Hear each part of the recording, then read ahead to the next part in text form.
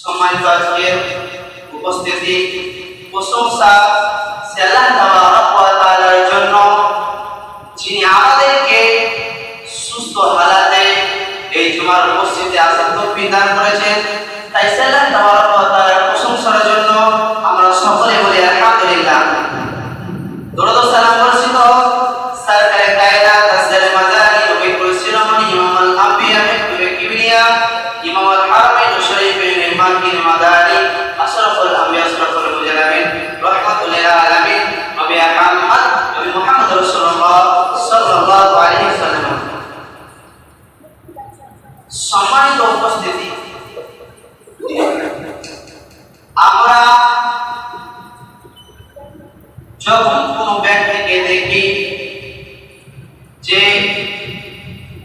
একজন ব্যক্তি সে বড় ডাক্তার হয়ে গেল, আমরা ভাবি ওই ব্যক্তি সফল কাম পেয়ে গেল।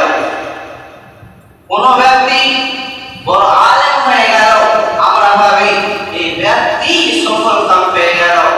আমরা ভাবি কোন ব্যক্তি মাস্টার হয়ে গেল, আমরা ভাবি যে এই ব্যক্তি সফল কাম হয়ে গেল। কিন্তু আমাদের দৃষ্টিতে, আমাদের কাছে এই ডাক্তার মাস্টার আলেম এরা সফল কাম, আল্লাহ তাবারক ওয়া তাআলার কাছে এই ব্যক্তিরা সফল কাম নয়। আল্লাহ তাবারক ওয়া তাআলার কাছে মাস্টার হয়ে গেলেই সফল কাম হওয়া যায় না, বড় আলেম হয়ে গেলেই সফল কাম হওয়া যায় না, বড় ডাক্তার হয়ে গেলেই আল্লাহর কাছে সফল কাম হওয়া যায় না। আল্লাহর কাছে সফল কাম ওই সময় হওয়া যাবে যখন আমাদের ভিতরে ছয়টা গুণ থাকবে, ওই সময় আল্লাহ তাবারক ওয়া তাআলা আমাদেরকে সফল কাম বলবেন। জি, আল্লাহ তাবারক ওয়া তাআলার কাছে ওই ব্যক্তি সফল কাম যার ভিতরে ছয়টা গুণ থাকবে। আর আমাদের কাছে সফল কাম মাস্টার, ডাক্তার, ইঞ্জিনিয়ার হয়ে গেলে সফল কাম, কিন্তু এরা সফল কাম করতে পারে না, কারণ আল্লাহ এদেরকে সফল কাম বলছে না। আর আল্লাহ যাদেরকে সফল কাম বলছে না, এরা কোনোদিন সফলতা পেতে পারে না। সফলতা ওই ব্যক্তি পাবে যাকে আল্লাহ সফলতা বলবে। আর আল্লাহ যাকে সফলতা পেয়ে গেছে বলবে, সফল কাম হয়ে গেছে বলবে, ওই ব্যক্তির দুনিয়ার চিন্তা নাই, মৌতের চিন্তা নাই, কবরের চিন্তা নাই, পুরস্কারের চিন্তা নাই, কোন জায়গায় চিন্তা থাকবে না। কেন? কারণ আল্লাহ ওই ব্যক্তিকে সফল কাম বলেছেন। তো আল্লাহ তাবারক ওয়া তাআলা কোন ব্যক্তিকে সফল কাম বলেছেন? চলে আল্লাহ তাবারক ওয়া তাআলা যার ভিতরে 6টা গুণ আছে, আল্লাহ তাআলা তাকে সফল কাম বলেছেন। চলে আল্লাহ তাবারক ওয়া তাআলা বলেন, বিসমিল্লাহির রহমানির রহিম, আলিফ লাম মিম। এগুলোর মানে আল্লাহই জানে। এরপর আল্লাহ বলেন, যালিকাল কিতাবু লা রাইবা ফীহি হুদাল লিল মুত্তাকিন। আমার আল্লাহ বলেন, রে পৃথিবীর মানুষের দল, পৃথিবীর বুকে এমন কোন ব্যক্তি নাই যে বই লিখেছে আর বলে আমার ভুল হলে আমাকে বলবে। আল্লাহ বলেন, পৃথিবীর মানুষ যত বই লিখেছে তারা তাদের ভুলকে স্বীকার করেছে। আর আমি এমন একটা বই লিখেছি, আমি এমন একটা কিতাব দিয়েছি যার শুরুতে আমি তোমাদেরকে বলে দিচ্ছি, যালিকাল কিতাবু লা রাইবা ফীহি হুদাল লিল মুত্তাকিন। আমার আল্লাহ বলেন, এই কোরআনকে বলেন, রে পৃথিবীর মানুষের দল, এই কিতাবের ভিতরে কোনো সন্দেহ নাই, ভুল তো নাই, ভুলের কোনো সন্দেহ অবকাশ নাই। এই কিতাবের ভিতরে কোনো ভুল নাই। এই কিতাব তোমাদেরকে জান্নাতের রাস্তা দেখাবে, এই কিতাব তোমাদেরকে হেদায়েতের রাস্তা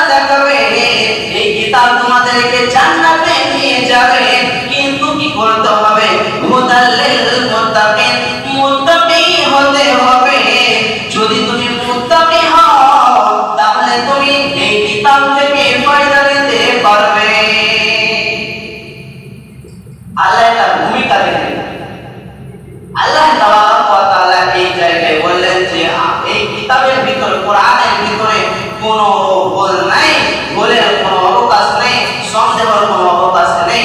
এরপর আল্লাহ তাবারক ওয়া তাআলা বলেন, এই কিতাব তোমাদেরকে জান্নাতের রাস্তা দেখাবে, যেমন সাহাবীদেরকে দেখিয়েছে। কিন্তু তোমাদেরকে মুত্তাকি হতে হবে, আল্লাহ ভীরু হতে হবে, পরহেজগার হতে হবে। এবার আল্লাহ দুনিয়ার কথা বলছেন, আল্লাযীনা ইউমিনুনা বিল গায়বি। এক নম্বরে আল্লাহ বলছেন, যদি তোমরা সফলতা পেতে চাও কঠিন কিয়ামতের দিনে, যেদিন মানুষ ত্রাহি ত্রাহি করবে, ওই দিন যদি তুমি সফলতা পেতে চাও, তাহলে তুমি গায়বের উপর ঈমান আনো। এক নম্বরে আল্লাহ বললেন গায়বের উপর ঈমান আনো। গায়ব মানে যেগুলো দেখা যায় না, আল্লাহ আমরা দেখতে পাই না, আমরা আপনার কিনা ফেরেশতা দেখতে পাই না, কবরে আযাব দেখতে পাই না এবং শুনতেও পাই না, জাহান্নাম দেখতে পাচ্ছি না, জান্নাতও দেখতে পাচ্ছি না, এবং আমরা এই যে জামানায় এসেছি, এই জামানায় নবীকেও দেখতে পেয়েছি না। তাহলে আমরা যেগুলো দেখতে পাই না সেগুলো কি আমরা বিশ্বাস করব না? অনেক মানুষ বলে যেগুলো দেখা যায় না সেগুলো বিশ্বাস করা যাবে না। তাহলে বলেন বাতাস হচ্ছে, এই ফ্যানের যে বাতাস হচ্ছে, এই বাতাস তো আমরা দেখতে পাই না। আপনি তাকে আচ্ছা বলে দিয়ে বলেন তোমার ব্যথা হলো, ব্যথাটা তুমি দেখাও, দেখতে পাওয়া যায় না। তার মানে যে মানুষগুলো বলে যে জিনিস দেখা যায় না সেগুলো বিশ্বাস করা যাবে না, এটা ভুল ধারণা। কারণ আপনার কিনা মানুষ বাতাস দেখতে পায় না, মারলে আঘাত হয়, আঘাত দেখতে পাওয়া যায় না। আমার আল্লাহ বলেন যেগুলো তোমরা দেখতে পাও না, গায়ব রয়েছে, সেগুলোর উপরে তোমরা ঈমান আনো। যদি তোমরা সফলতা পেতে চাও, যদি কোনো ব্যক্তি বলে আমি কোরআনকে মানলাম, আমি আল্লাহকে মানলাম, আপনার কিনা ফেরেশতাকে মানলাম, জান্নাতকে মানলাম, জাহান্নামকে মেনে নিলাম, কিন্তু কবরে আযাব হবে এটা আমি মানব না, কবরে আযাব কোনোদিন হতে পারে না। কারণ মাটিতে যখন ভরে দেয়, যখন মানুষকে কবরে রাখা হয়, কিভাবে আযাব হতে পারে? দুনিয়ার বুকে আযাব হবে না, আমি এটা বিশ্বাস করব না, কবরে আযাব হবে না। আল্লাহ বলছে চলবে না, তুমি আপনার কিনা সফলতা পাবে না।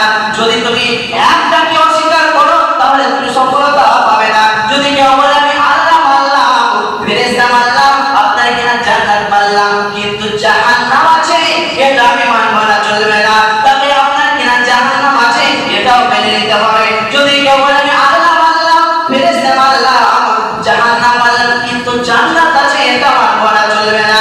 এক কথায় জেনে নেন যতগুলো গায়ব রয়েছে সেগুলোর উপরে সবগুলোর উপরে ঈমান আনতে হবে।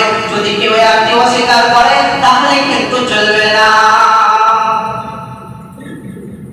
আল্লাহ তাবারক ওয়া তাআলা বললেন যদি তুমি সফলতা পেতে চাও তাহলে এক নম্বরে গায়বের উপর ঈমান আনো। যদি আমরা গায়বের উপর ঈমান না আনি, সবগুলোর উপরে ঈমান আনলাম, যদি কোনো একটিকে অস্বীকার করে তাহলে কিন্তু আল্লাহ বলছে সফলতা পাবে না। অতএব যতগুলো গায়ব রয়েছে এগুলোর উপরে ঈমান আনতে হবে। যেগুলো আমরা দেখতে পাই না সেগুলো আমরা বিশ্বাস করব না, এই কথা বললে চলবে না, সেগুলো বিশ্বাস করতে হবে। দ্বিতীয় নম্বর আল্লাহ বলেন আল্লাযীনা ইউমিনুনা বিল গায়বি ওয়া ইউকিমুনাস সালাহ। তোমরা যদি দুনিয়াতে সফলতা নিতে চাও, কিয়ামতে সফলতা নিতে চাও, কবরে সফলতা নিতে চাও, তাহলে তোমরা সালাত কায়েম করো, নামাজ আদায় করো। যদি কেউ বলে হে আল্লাহ আমি সবকে মেনে নিলাম, আপনার যত বড় যা আছে সব মেনে নিলাম, কিন্তু সালাত করতে হবে এটা আমি বিশ্বাস করি না, কিন্তু সালাত আমি আদায় করব না, চলবে না। কারণ সালাত এমন একটি ইবাদত, সালাত এমন একটি ইবাদত, সালাত এমন একটি ইবাদত, আমার আল্লাহ পৃথিবীর বুকে যত আমল পাঠিয়েছে এগুলো কিন্তু জিবরাইলের মাধ্যমে পাঠিয়েছে। আমার আল্লাহ যতগুলো ইবাদত আল্লাহ পৃথিবীর বুকে পাঠিয়েছে এগুলো জিবরাইলের মাধ্যমে পাঠিয়েছে। কিন্তু আমার আল্লাহ যখন সালাত দেওয়ার দিকে আপনার কেন ইচ্ছা করলেন,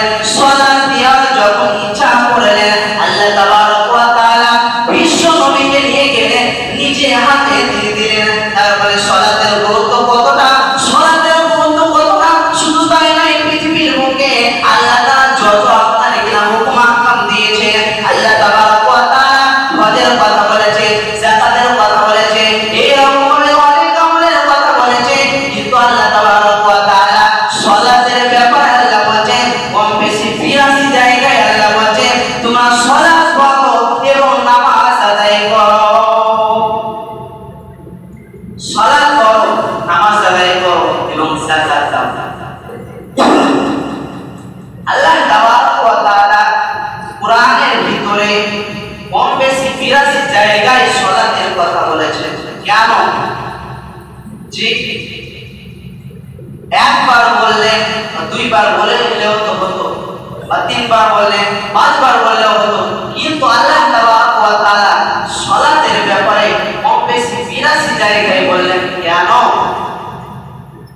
যে বললেন কেন? কারণ হচ্ছে এই জিনিসটাকে আমরা জানো একবারে মজবুত ভাবে পালন করতে পারি, সালাত যেন আমরা না ছাড়ি।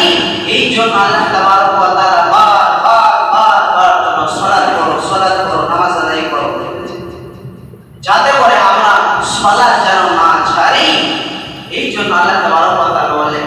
কিন্তু আজ আমরা বেশিরভাগ নিজে মুসলমান দাবি করি, বেশিরভাগ মানুষ আমরা নিজেকে মুসলমান দাবি করি, অথচ নামাজ পড়ি না। যে নামাজ না পড়লে অনেক ক্ষতি রয়েছে।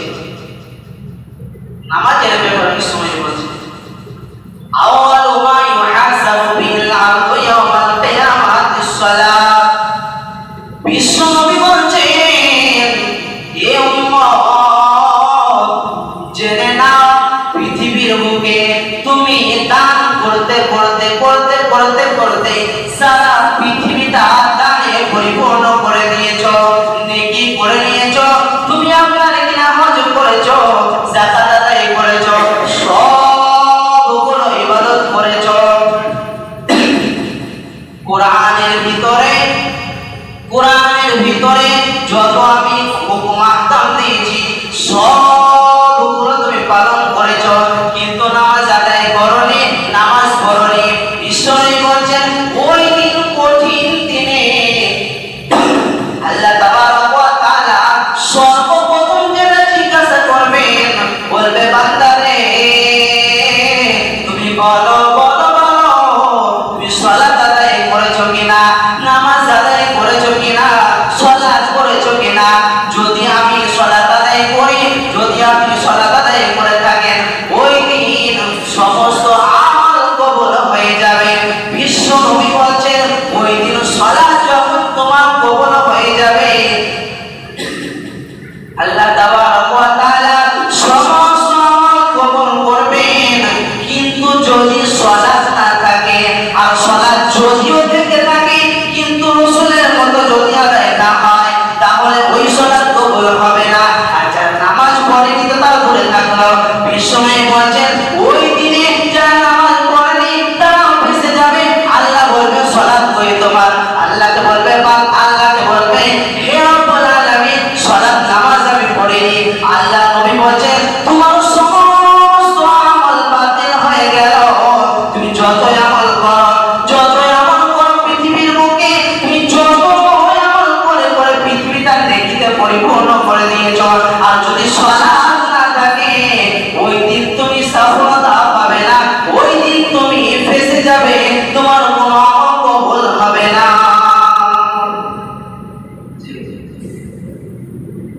পৃথিবীর বুকে যত আমল করেছি এগুলো ধরে সালাতের ভিতরে রাখা হয়, মানে নামাজের ভিতরে রাখা হয়। নামাজকে ধরে নেন একটা ব্যাগ, ওই ব্যাগে সমস্ত আমল থাকে। কিন্তু যদি আপনার ব্যাগটাই না থাকে, বা ব্যাগ যদি থাকে আর ওই ব্যাগ যদি ফুটা থাকে, তাহলে ওই ব্যাগে কোনো আমল থাকবে না, ওই ব্যাগে কোনো মাল রাখলে মাল থাকবে না। কেন? আপনার ব্যাগটি ফাটা। তো সালাতকে ব্যাগের মতো মনে করে নেন। যার সালাত নেই তার কোনো আমল কবুল হবে না। এবার চলেন আল্লাহ কি বলছেন, হে গোলাম, সালাত কেন এতবার তোমাদেরকে আদায় করতে বলেছি? ইন্নাস সালাতা তানহা আনিল ফাহশাই ওয়াল মুনকার। আপনার আমার সালাত আদায় কখনো হবে, সালাত কি কবুল হলো কিনা এটা কখনো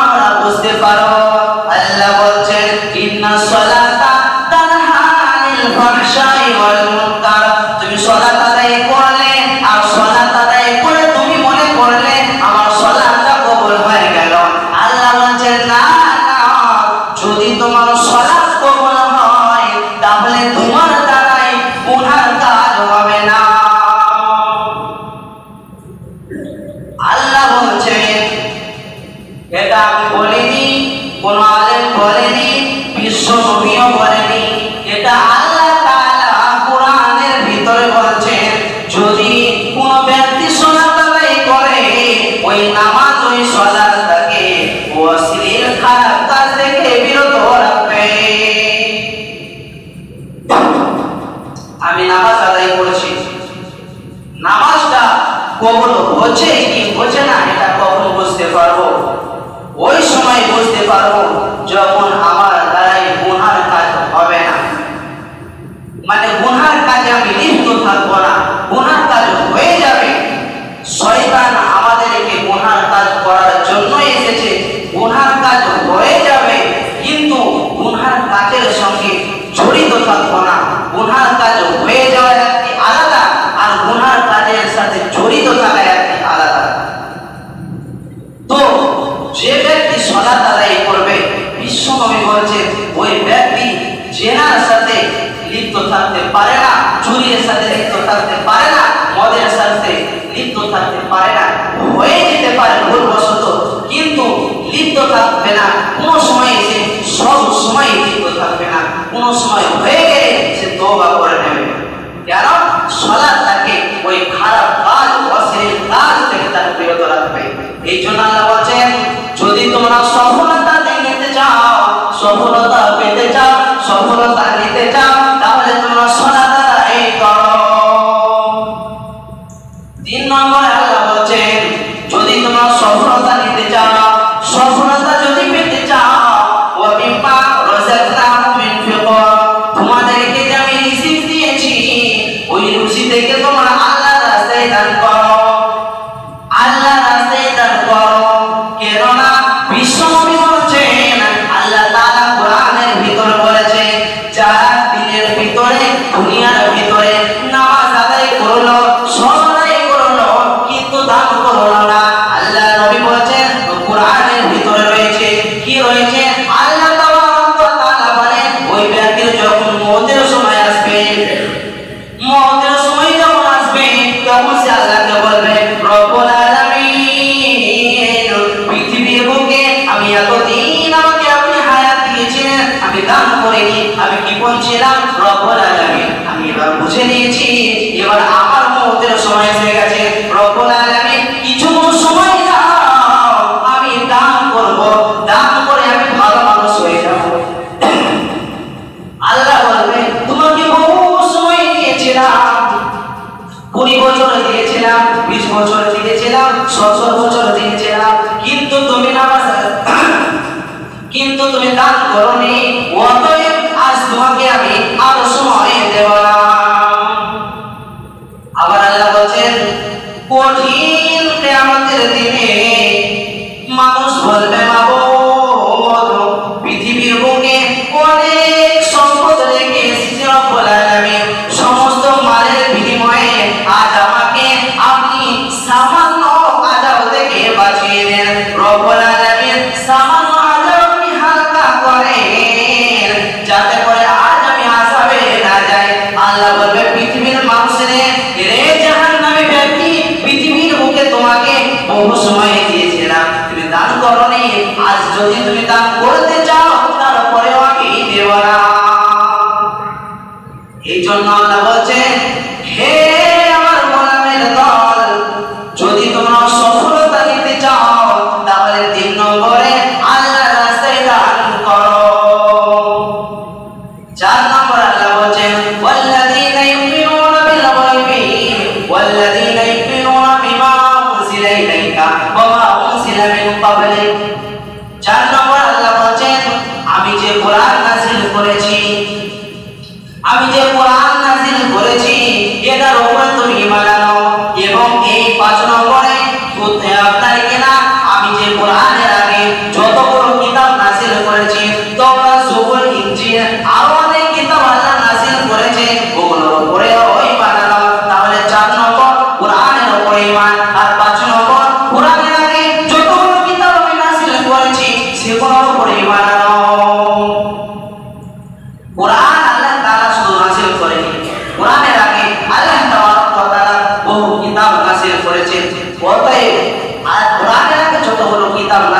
রয়েছে, আল্লাহ বলছেন ওগুলোর উপরে তোমরা ঈমান আনো। কিন্তু ওগুলোর উপরে ঈমান আনলো, কিন্তু ওর ভিতরে যে হুকুম আহকাম রয়েছে ওগুলো আমরা মানব না, আমরা মেনে চলবো কোরআন। কিন্তু ঈমান আনতে হবে যে কোরআনের আগে অনেকগুলো কিতাব নাযিল হয়েছে। 6 নম্বর আল্লাহ বলছেন ওয়া বিল আখিরাতি হুম ইউকিনুন, যদি সফলতা নিতে চাও তাহলে তোমরা আখিরাতের উপর ঈমান আনো। এবার 6 খানা বলিয়ে দিই। 1 নম্বর আল্লাহ বলছেন তোমরা গায়বের উপর ঈমান আনো, 2 নম্বর নামাজ আদায় করো, 3 নম্বর দান করো, 4 নম্বর কোরআনের উপর ঈমান আনো, আর 5 নম্বর কোরআনের আগে যতগুলো কিতাব নাযিল হয়েছে ওগুলোর উপর ঈমান আনো, আর 6 নম্বর আখিরাতের উপর ঈমান আনো। এই 6 খানা গুণ যার ভিতরে আছে আল্লাহ বলছেন ওয়ালাইকা হুদাম মির রাব্বিহিম ওয়ালাইকা হুমুল মুফলিহুন, এরাই আছে আল্লাহর হেদায়েতের রাস্তার উপরে। আল্লাহ যে হেদায়েতের রাস্তা বলেছে এরা ওই রাস্তায় আছে এবং এরাই হচ্ছে সফলতা, এরাই সফলতা